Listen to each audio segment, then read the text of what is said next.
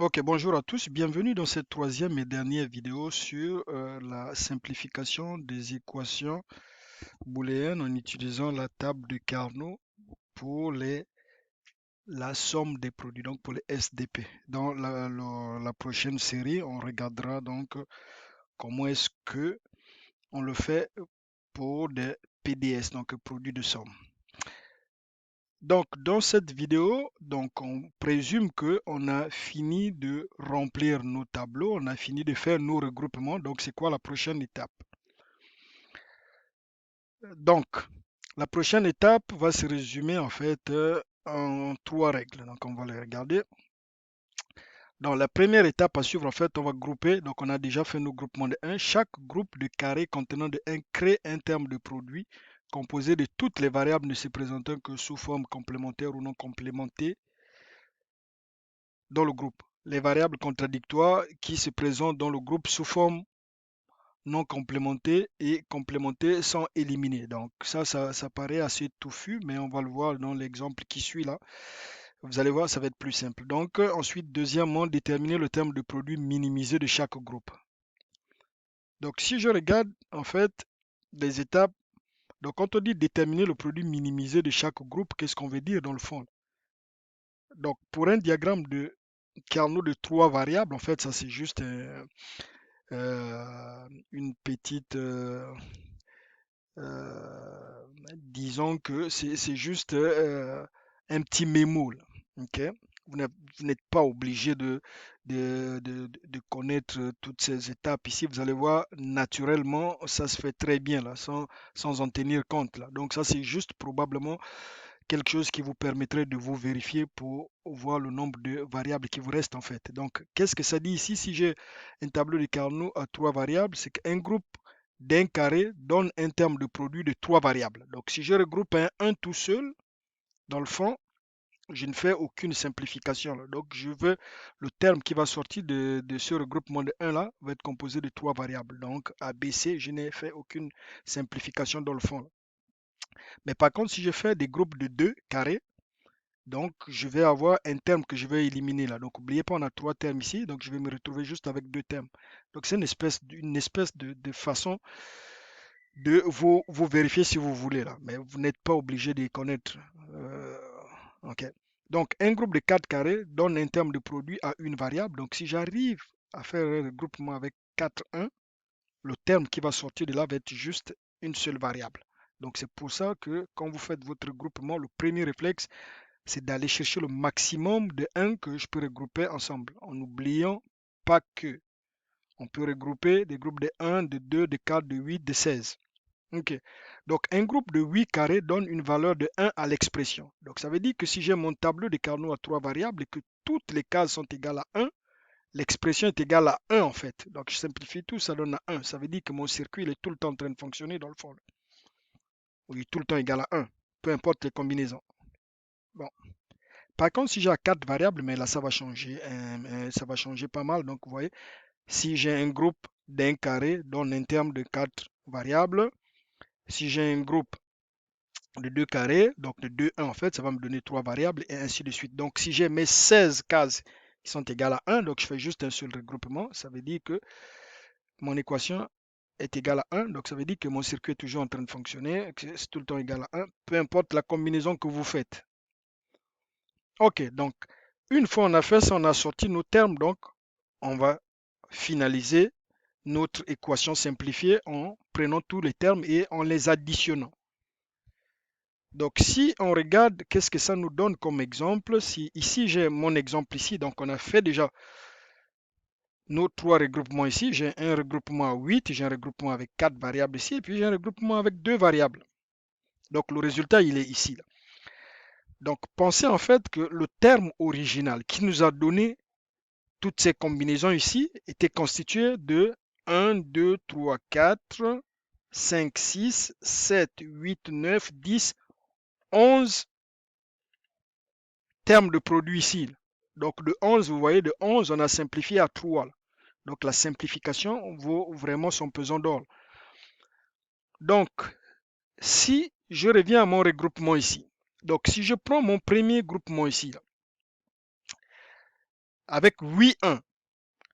Donc, comme je parlais de mémo tout à l'heure, je sais qu'avec 8 1, si j'ai un regroupement de 8 1, si vous regardez les règles, ça me dit que la valeur, donc la variable qui peut sortir d'un regroupement de 8, il y en a juste une seule variable. Et si vous voyez, la réponse est B.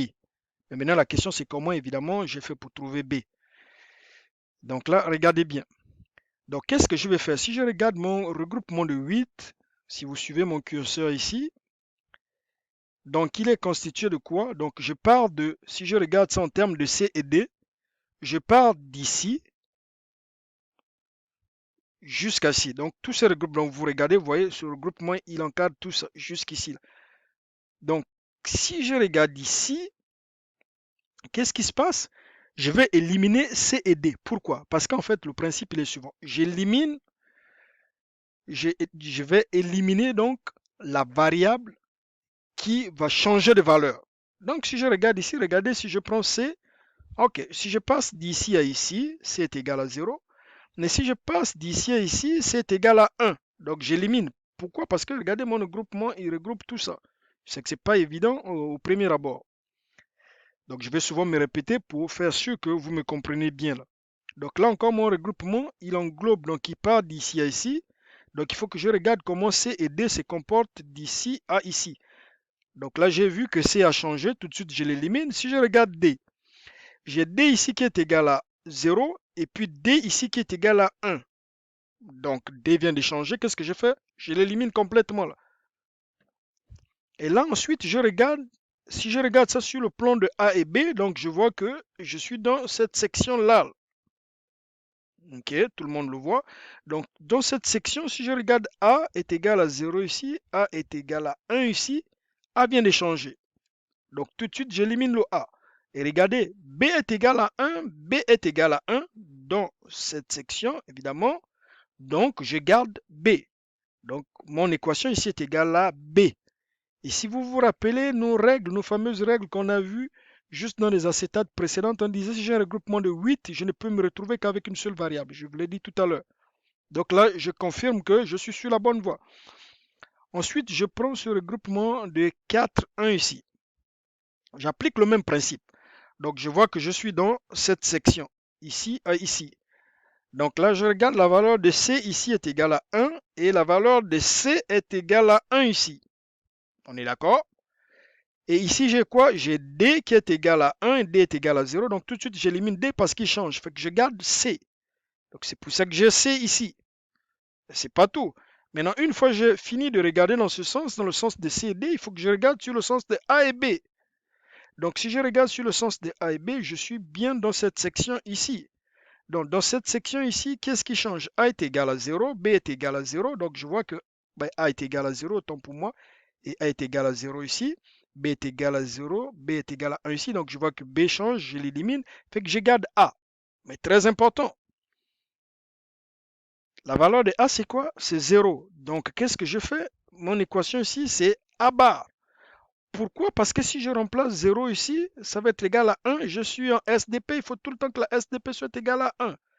Donc, A bar ici devient, en fait, 0 ici devient A bar. C'est bon? Donc, ici, j'avais 1, 1. C'est pour ça que j'ai gardé C. Je n'ai pas gardé C bar. Donc, mon terme simplifié ici devient A bar et C. Donc, c'est des SDP. Surtout pas mettre des plus au milieu là ou des ou là. Donc ensuite, je regarde ici, dans mon exemple ici, A2.